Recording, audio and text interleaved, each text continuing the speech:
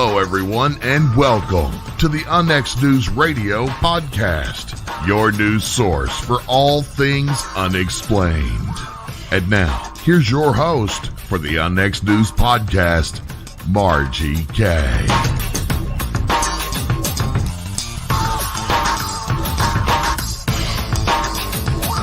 Good evening, everyone. I'm Margie K, and this is Unnext News. And I am sorry for the delay in the video, but we have been having computer problems for the past week, and they're only partially repaired. So if anybody is a computer genius out there, according to my speed test, my download speed is 792 megabytes per second, and upload is 41.16, which is pretty much standard. And this is the one computer out of my three that's even halfway working. So maybe it's sabotage. I don't know. This evening, I have a great show for you. I can't wait to get talking to my guest. But first, I wanted to remind you to be sure to check out the Unnext News magazine, which is available at the unnextnetwork.com. And we have a different theme for each issue. And the issue coming up in July is none other than time anomalies and time travel. So there are some really good articles coming up in that. I think you'll enjoy it. I also have several conferences that I'm going to be speaking at here shortly. The first is July 2nd in Geneseo, Kansas, where, believe it or not, there is a museum, and part of it is dedicated to UFOs, but they've also found this very, very strange imprint in some cement that they think was actually put there in the 1940s. So there's a story behind it. Believe me, this is going to be a lot of fun in Geneseo. If you're planning to go there, there's no hotels in that town, so you'll have to stay somewhere else nearby. Then I'm also going to be speaking at the Branson event, which is the Spirit and Paranormal Conference. And this group has been putting conferences on for about a year, and they're doing a fantastic job. I have been a speaker at most of them, and there's some good stuff coming up with that. And then Arkansas in October is the Arkansas Paranormal Expo, which is going to be great. That is in Little Rock, Arkansas. And of course, we have this one, which we are going to be talking about in just a minute. My guest this evening is Michael Huntington, and he is a researcher, a UFO investigator. He has traveled around doing investigations, and he's written a blog about it. And of course, he's involved in this upcoming conference in Cape Girardeau. Welcome to the program, Michael. Thank you. Glad to be here. Thanks for being here. And again, I'm sorry for the delay on the video, but I assume you can hear me okay. You sound great. Okay, well, Michael, let's just go back to the beginning of how you got started with paranormal and UFOs. Well, I'm 50-something, so anybody who is that age remembers the culture of the 70s and the 80s. And, you know, when I was a kid, I was really fascinated by everything that I was seeing within media, within movies, on television, in tabloids, all that sort of stuff, made its way to me, largely through the influence of my mother, who was fascinated by those sort of things. And within that culture, anybody who was there remembers that, you know, it was UFOs were everywhere. Close Encounters was at the theater. In Search Of and Project UFO was on TV. We had, ancient astronauts on the bookshelves.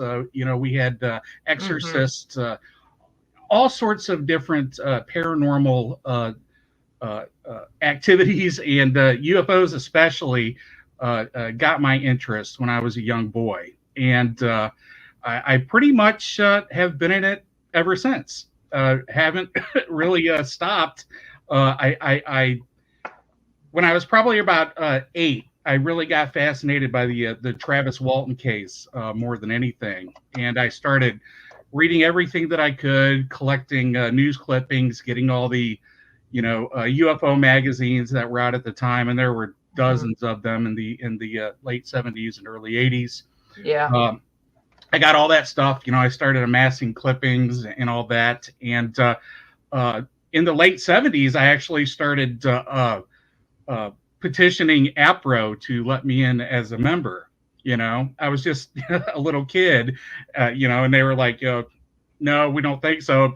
But I persisted, and they made me an associate, and not really in any official capacity, but I took it seriously. I took UFOs seriously. I would take the Ronald D. Story UFO Encyclopedia, and I would recite it out loud into a tape recorder. I would catalog cases.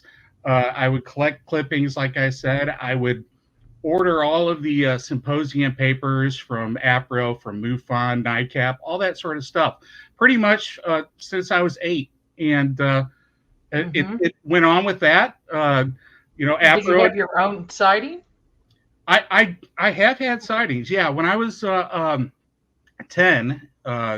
in 1979, I had a daylight disc sighting, and a classic flying saucer, golden, reflecting the sun and whatnot. And in 2008, I also had a triangle UFO sighting, traverse over the sun. But I've also had a lot of other little, pseudo things, lights and nocturnal lights, because later on, after college, and when I went to college, I'm from St. Louis, and I moved to Cape Girardeau, Missouri, where I'm at now, and I attended Southeast Missouri State, and I studied philosophy of science, especially focusing on scientific demarcation, demarcation between pseudoscience and science, evidence sufficiencies, what constitutes, a change in paradigm, all the sort of issues that relate to scientific revolutions. So,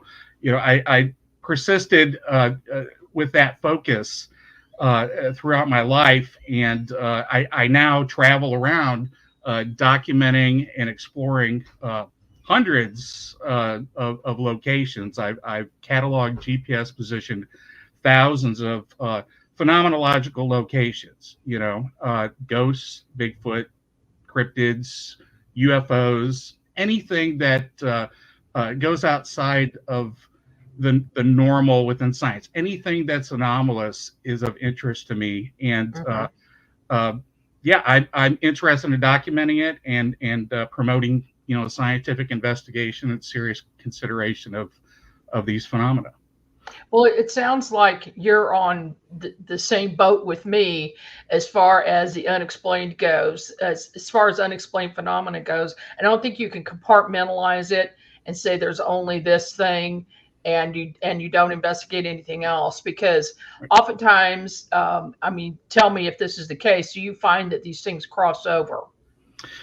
Well, they absolutely do. I do a lot of mapping, and just looking at maps, you can see that there are hot spots, that there are locations that sort of have a convergence of activity of aerial anomalies, cryptids, haunted locations. You sometimes find that, and it is interesting. Those are the patterns that we're looking for, because ultimately what we're going to need to do is we're going to have to have long-term scientific instrumented study, right? And the best way to do that, since a lot of these things are so transient, is to try to focus on those locations, those localities where we have the best chance of catching something, and doing it long term and doing it scientifically, as opposed to like a media TV show type thing where it's more about the drama than the science. But I still love all that. I consume all that. I critique it. I'm part of these communities.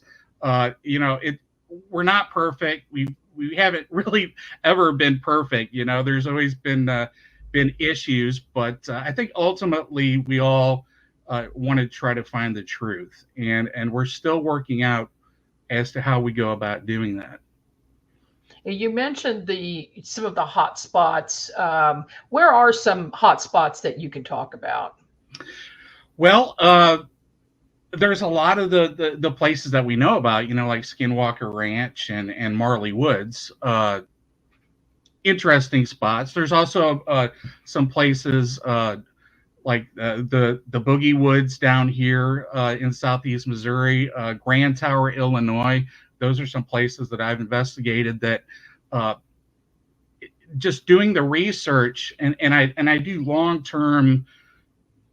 period historical research into these places. I get into the folklore and the urban legend because I think that's important. Not to say that it's necessarily true, but I think there's probably some basis for it to be there. And even if it's not, I'm interested in preserving the folklore and urban legends for these small towns. A lot of them that are disappearing. But when you find places like Grand Tower, that is a sacred site, that has had massacres, ghost stories going back hundreds of years, strange phenomena, UFO encounters, cryptid encounters. When you have all that just within a localized area, that's when it gets interesting, because then we can kind of we know we're in the right spot, and then we can kind of try to find out what ties these things to localities.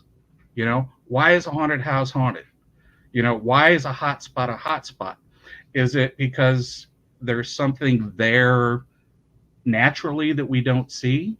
Is it something geologic? Is it something with underwater streams? Is it magnetic? There are those things we can try to determine and research and experiment with. You mentioned the Boogie Woods in Missouri. What is that? Well, it's a sort of like a Marley Woods type place. It's not too far from here. It's down near Dexter area. It's a wooded area that has UFOs, ghosts, witches, folklore going back to the Civil War with soldiers, curses, just a lot of strange activity, cryptids, of course, a lot of strange activity within a small localized area. And that's something that I look to explore in greater detail. I've cataloged GPS position. And when I say this, I mean that I've researched these GPS positions down to the square foot. I don't take like a pin and put it on the map because a UFO was seen in this city. I research it to where I want to know where the person's standing. I want to know where the object was. I want to know the distances and all that sort of stuff. And so that I can go to these places and properly document. But also, I think it's a good way to learn a case, to learn, about a haunted house or a cryptid encounter or a UFO. Is when you research it down to the square foot, I think that just by doing that, you're demonstrating that you have a good basic knowledge of the case, and that's what I do. And I've cataloged over 6,000 of these, and I've visited multiple of hundreds personally to document them and be in there in the environment and experience them, because we don't get that a lot within books or even TV shows or documentaries.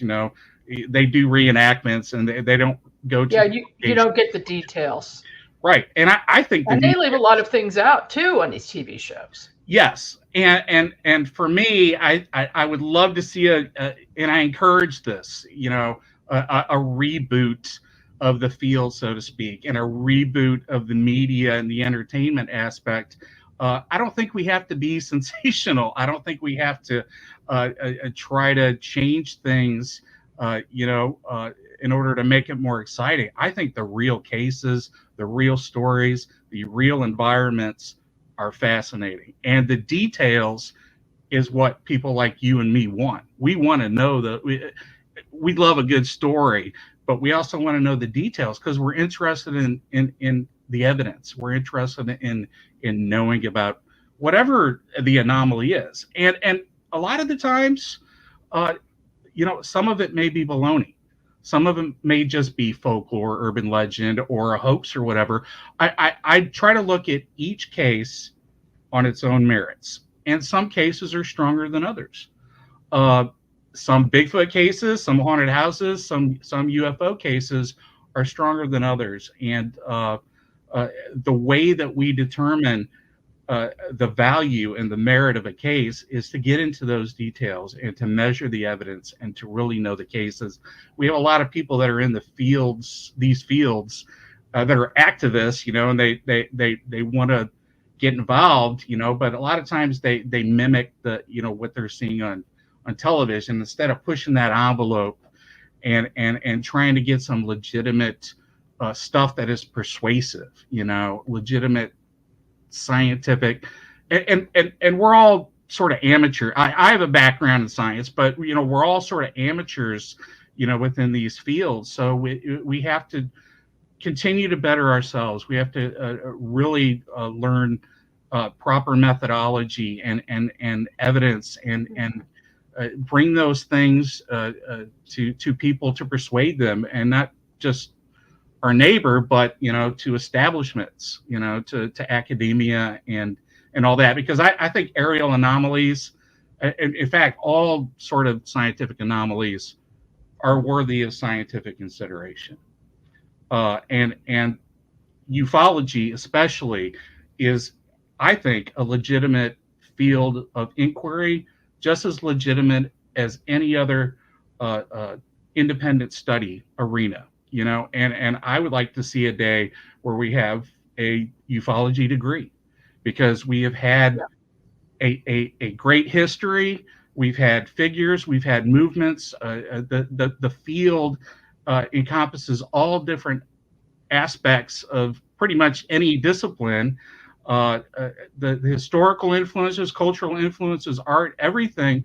I think it's the literature, Yeah. There's such a value within the field of ufology that I support and have encouraged, especially, over the past 5 years or so, the legitimization of UFO studies as a degree. A lot of people would agree with you on that, and that's something that I've been talking to several people about, for about the past couple of years, about how we can go about this. And so there could be something coming down the pike, and we'll talk about that later off air. But it's interesting that people are taking the subjects, all the subjects, not just UFOs, but all the paranormal subjects more seriously. And I'm sure that the media has a lot to do with that. But another thing that really has been of a benefit, and I would say, just past couple of years, there's been new technology come out, and improved technology and improved camera systems. What types of things do you use when you go out on an investigation as far as tech goes? Well, I'm primarily a paranormal travel writer. So, I go to these places and I document, for the purposes of blogging. I will participate in scientific, like overnight studies with other groups, more as an observer more than anything, in order to consider, judge, critique or analyze, whatever the different methodologies are being used.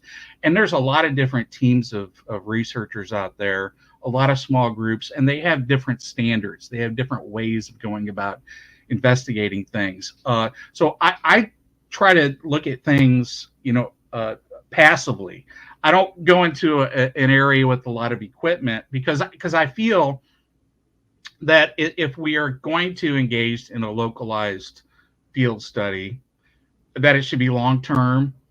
It shouldn't be like a one-off sort of event, unless there's high activity going on, that would necessitate, say, a sky watch in order to try to get as much evidence as possible. But ideally, I would like to see, a long-term instrumented study, programmatic, over periods of years, at these locations.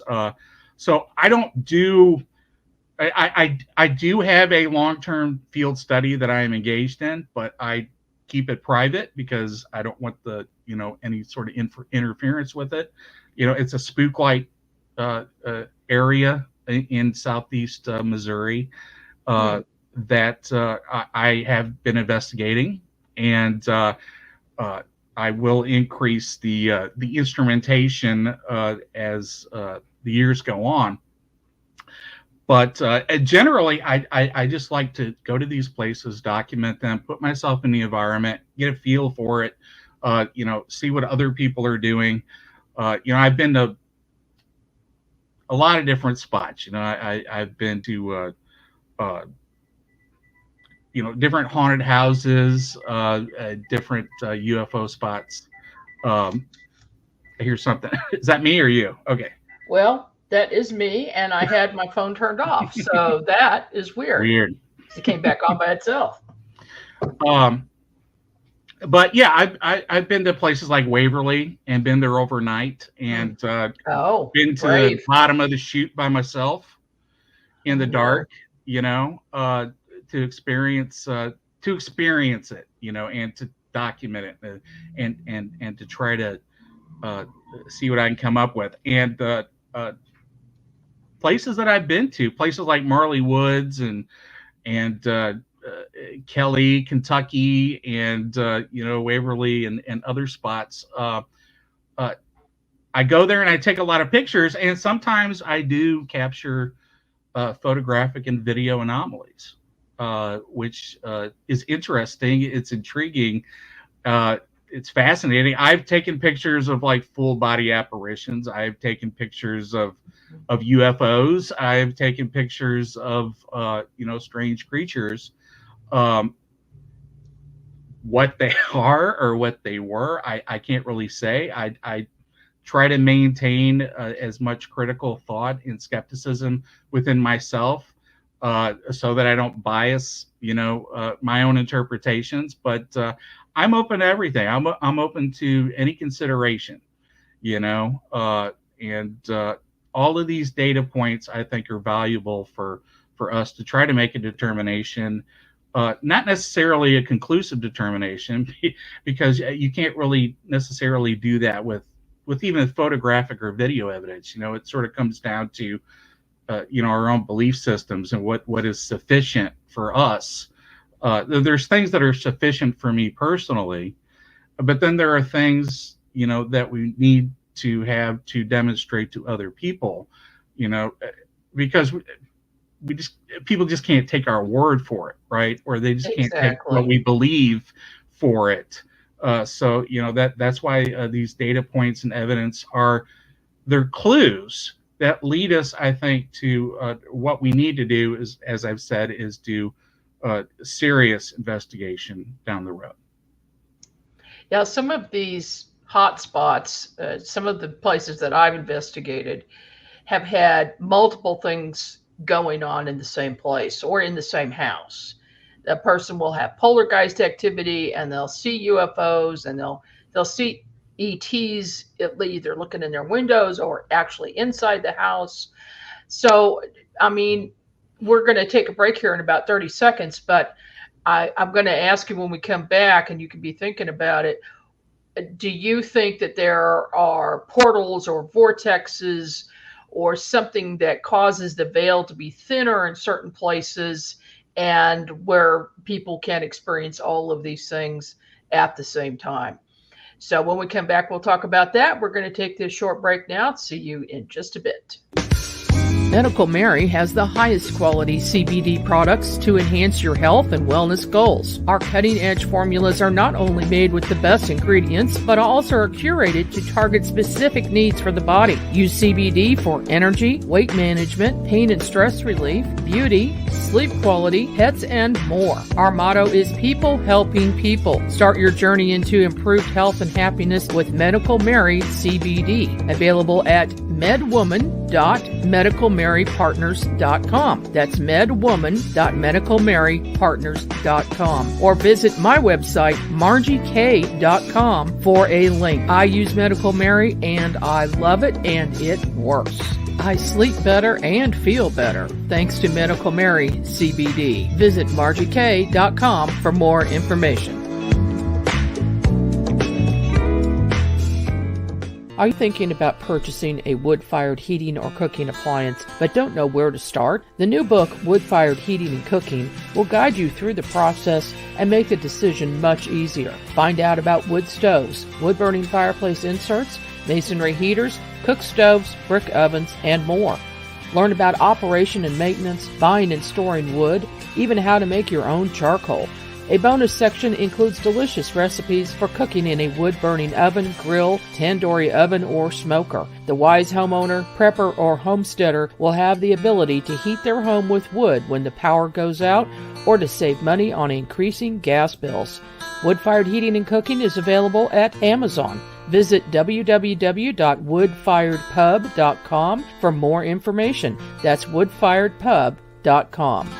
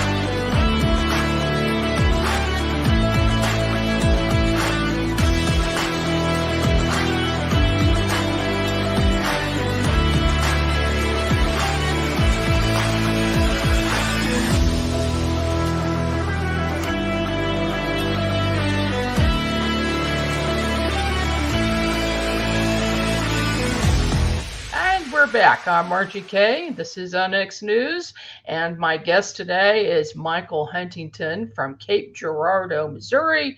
Welcome back to the program, Michael. Let me see if I can get this correct. Yes, I did. So I asked you before the break what you thought about what might be causing some of these specific hotspots. What do you think about that? Well, that's the big question. That sort of, begs the question, what's going on behind all this sort of stuff. And as I've said, I sort of look at each thing on its own unique merit.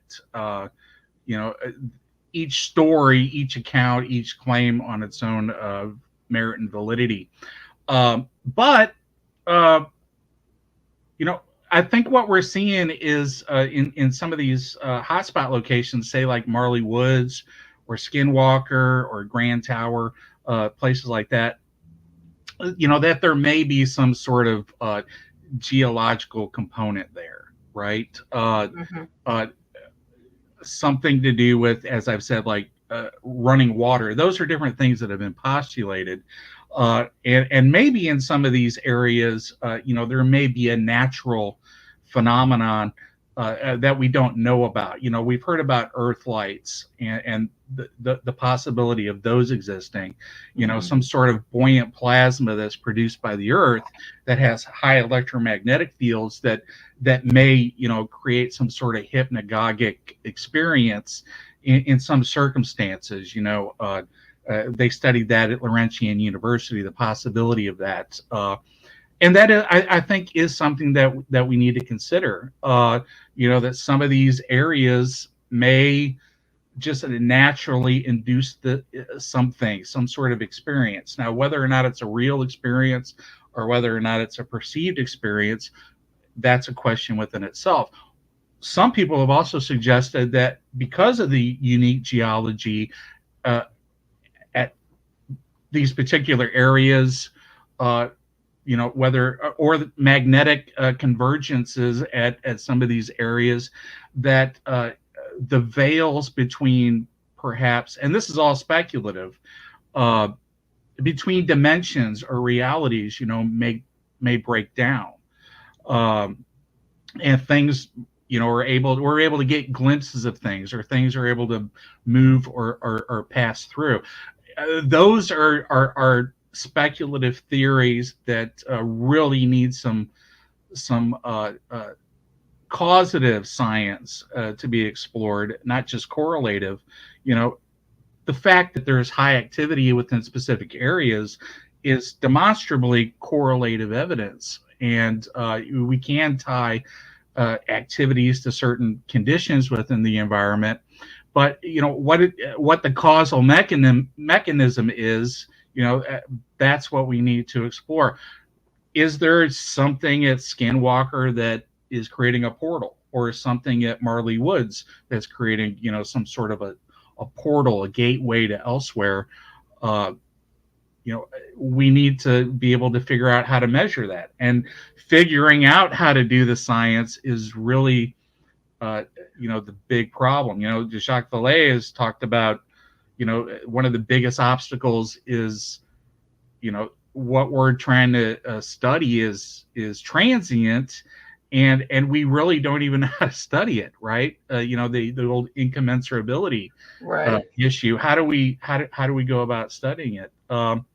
So I'm open to any of these interpretations. There also may be a consciousness aspect to it, to where and a lot of people are leading that in that way now, that they're sort of taking quantum science and interpreting it to mean that maybe there's some sort of conscious component that is, we're able to affect things, how we experience things. Others have suggested that there might be some sort of conscious entity, some sort of non-human intelligence that can somehow manipulate our consciousness, at a quantum level, and sort of the trickster idea, where it can shapeshift or manifest itself, how we sort of want it to be, there's sort of a co-creator kind of hypothesis. So there's a lot of different things there's to consider. It's hard to wrap your hands around it, because we're dealing with so many different elements. What stories are real, what accounts are legitimate, how do we go about testing these theories? How do we show that there's a portal? How do we show that there's a buoyant plasma? How do we show that there's a trickster entity? These are all challenges, and I think the way that we're going to have to approach them is not convincing people that they're a legitimate phenomena. I think we're past that. I think as you said earlier, we're in a different age, and I don't think it's necessarily media or recent media or any sort of hype that has pushed us. I just think that we've gradually had access to more information. Each generation, I think, is more open to different interpretations of these things, and willing to accept that while we don't have the answers, we should recognize that there's at least a question. And question is what science is supposed to be about. And trying to come up with ways to answer these things is what it's all about. And if there's a paradigm that needs to shift, how do we go about shifting it? How do we have this scientific revolution? First and foremost, I think we need to have our feet firmly implanted in what constitutes science, what it's going to take to persuade the establishment. We can persuade each other all day long. 99% of the people on the planet can believe in certain things, but it doesn't necessarily mean that that's the reality. If we're going to push the paradigm, if we're going to change the paradigm, we need to get at the philosophical foundations as to what we're looking for proof. What is going to constitute a paradigm shift, and we all need to be versed in what a scientific revolution is, because that's what we're dealing with. We're dealing with anomalies. We're dealing with different interpretations. We're dealing with issues of evidence and possibly scientific revolutions that will give us new paradigms of thought. That's it. It's just that, yeah. Kind of a big thing. It's really a big thing. I agree with you 100%. And I think it's coming. And I think that there are enough investigators out there who are serious about this. And usually at the time of their retirement is when they have the time to spend. Because when you get involved in this, I know for me, for the last 30 years at least, that it's been a second full-time job for me. And it gets overwhelming, because you start out very naive thinking, oh, I'm going to solve this mystery. There's something you pick and you say, I'm going to solve this. Oh no, you're not. You find out very quickly that there's so much more you don't know. Absolutely. And we can solve some mysteries. We can look at individual cases and we can kind of make a determination as to, likelihoods, especially if there is a prosaic explanation. And anybody that's been in this field long enough, I've been in it 45 years.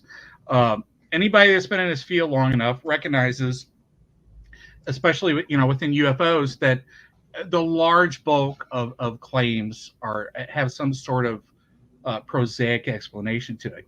That real, legitimate, anomalous sort of events are far rare than what people think. It's still a lot of them, but we live in a nation of 330 million people. Not everybody, not 95% of the people are seeing UFOs. If 95% of the people were seeing UFOs, it would be a big thing. But a small percentage, if thousands of tens of thousands are seeing things, and maybe out of that, maybe there's some legitimate, interesting things that we can look at.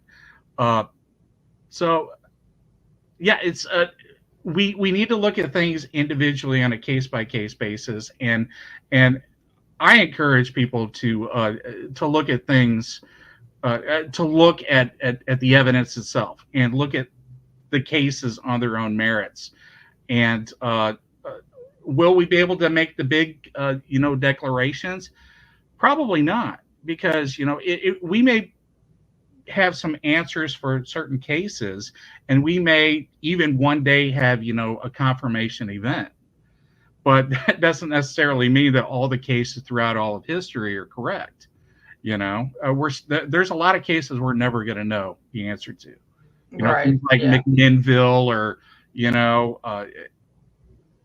Kenneth Arnold, all the classic stuff throughout history. We're not going to know.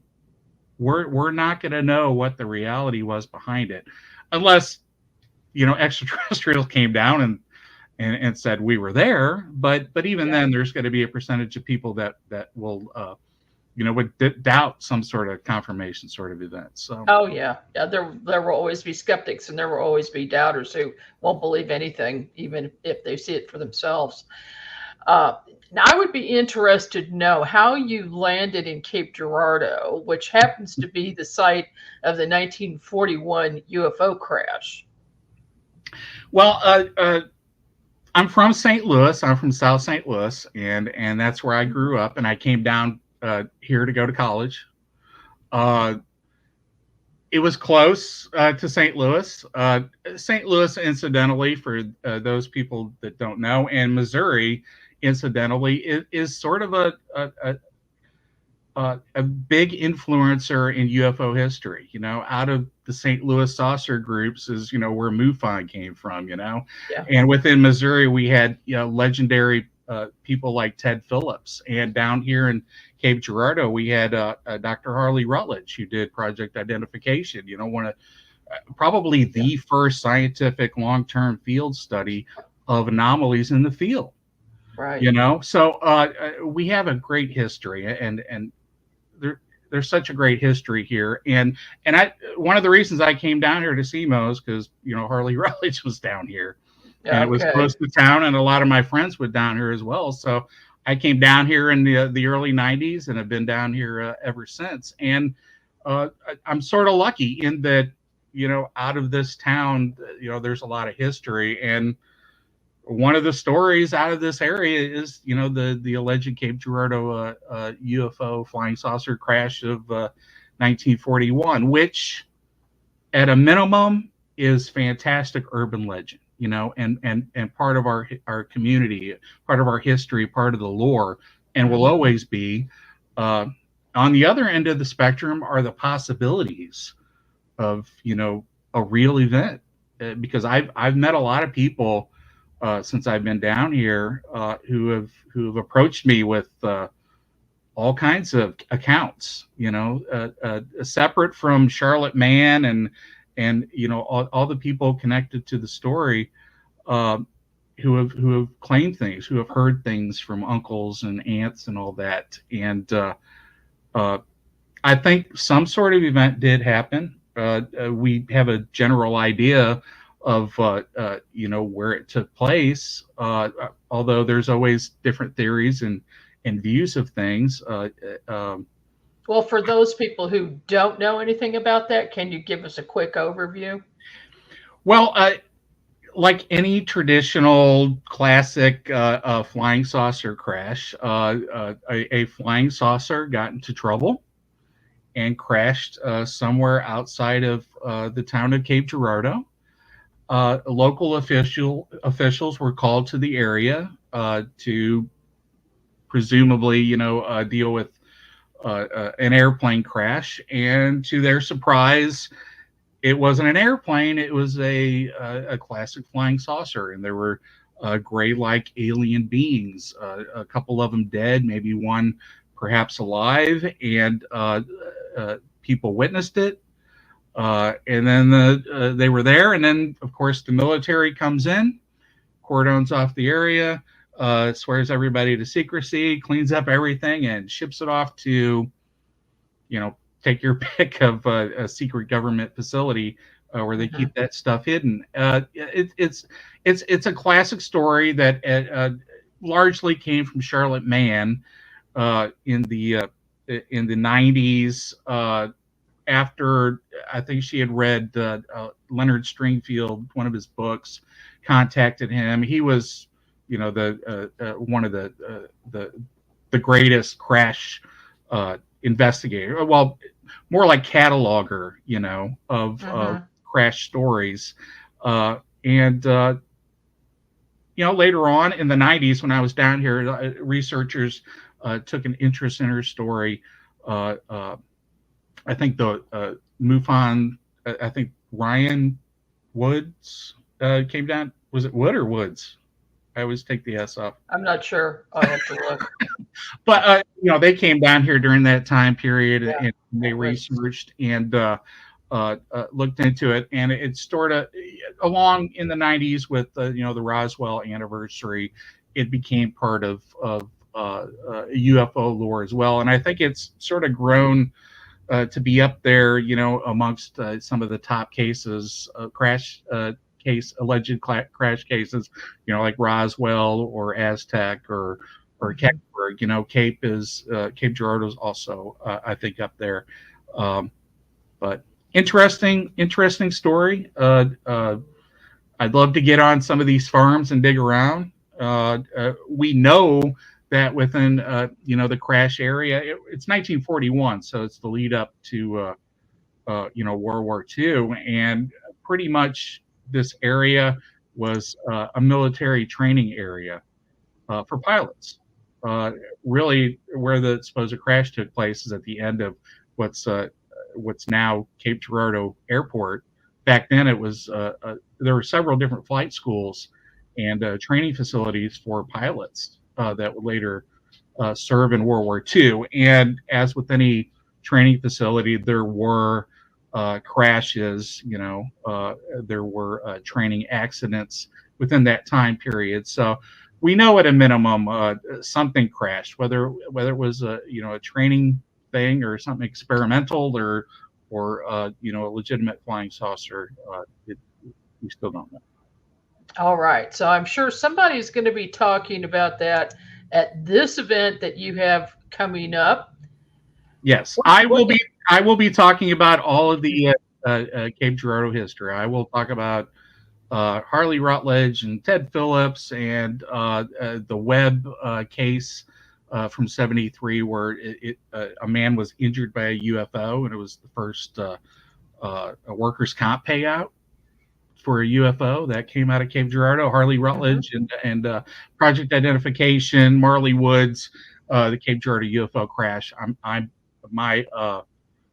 My presentation will be on local UFO lore to bring in the people, and I will have some people from Project Identification who participated in that. I will have some people that have some info on the Cape crash. So if people are interested in that, and mingling with some of those folks, that's a good This is great because these are things that a lot of people don't know about that are interested in ufology. It's been kind of like the best kept secret. So that's great. And who else is speaking at the event, and what are the other subjects? Well, I'm a full-time researcher now. I go to a lot of conferences, cryptid, UFO, ghost conferences, and I was approached by some local people to get this going, and so I told them, if we're going to do this, we're going to start out with a traditional conference, and then we're going to work our conference over the years, to try to add legitimacy and credibility and to improve the field, not just make it a money-making venture. In future years, we want to have workshops and film festivals and expand everything, to really try to benefit the field, I think. And that's why we're having this conference. We're trying to do things a little different. We're trying to move things towards the legitimacy and the science and all that, while also respecting the culture and getting people engaged and involved. So when I was approached, they said, okay, pick some people that you want to hear from. So I reached out to some of the people in the field that I respect, such as yourself, because we can't really have a Missouri conference without some really good Missouri representation and good investigators, and you are certainly somebody that will contribute to that. But I also wanted to hear from people like Micah Hanks, who I think is a brilliant just philosopher of a lot of these different sort of things. And our conference is kind of a para-unity thing. It's the Midwest Conference on the Unknown.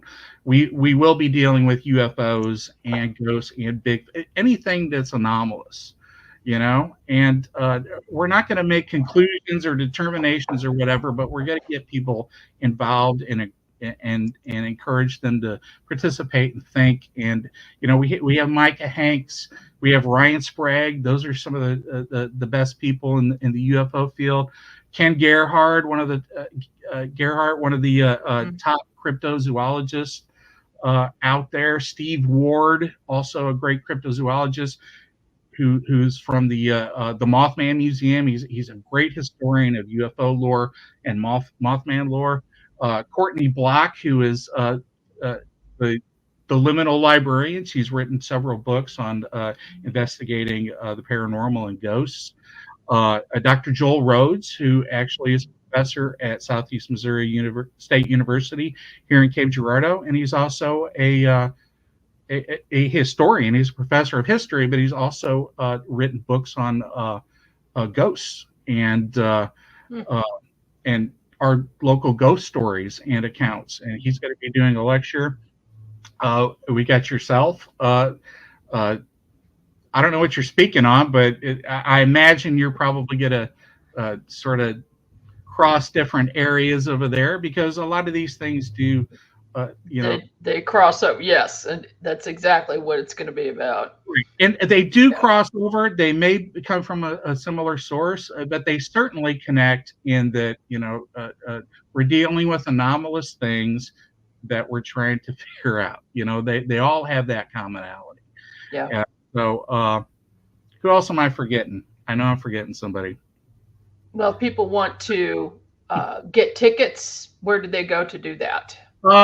They can find me on all different social media, and I have some links up there. But capeevents.com is the website where they can purchase tickets. And there's a lot of different sort of packages up there.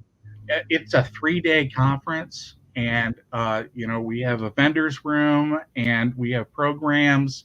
We have the lectures. We also have a lot of VIP sort of things. We will be having some parties and receptions. One of our parties is actually at our local Victorian mansion known as the Glen House, which was featured last year on Ghost Hunters.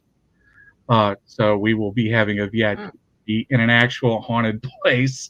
Hopefully the ghosts will show up for us. Hopefully, and we will also be providing different tours, tours of the Cape Girardeau UFO story, from where it took place to the alleged crash area, ghost. Oh. We got a lot of different things going on. It's our first time doing this, so we're all learning how to do things. But we got a great lineup. Some great people, which is just fantastic.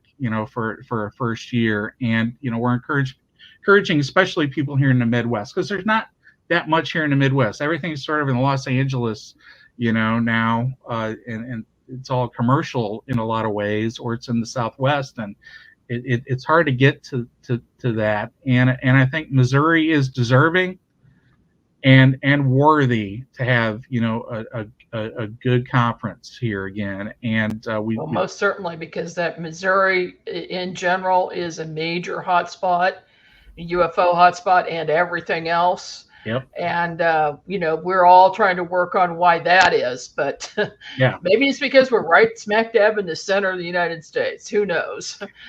But this sounds like a great conference. I cannot wait to attend it. I can't wait to do my talk, and I'm really looking forward to it. And thank you so much, Michael, for being on the show with me today. I think you and I could probably sit down and talk for about 2 weeks straight, but maybe we'll have 5 minutes at the conference. I thank you so much, and thank you for having me. Thank you for participating, in our event. And absolutely, from one Missouri researcher to another, thank you for what you do. And I do look forward to talking with you and working with you and doing this again. Absolutely. Michael Huntington, everyone, and the conference, Strange Tales Midwest Conference on the Unknown, August 5th to 7th. Don't forget about that. This is Margie K, and I'll see you here again next week. You've been listening to the UNX News Podcast with Margie K. Any rebroadcast or duplication of this program or its content without express written permission from UNX Media or Margie K. herself is strictly prohibited. The UNX News Podcast, in direct cooperation with the internet website unxmedia.com.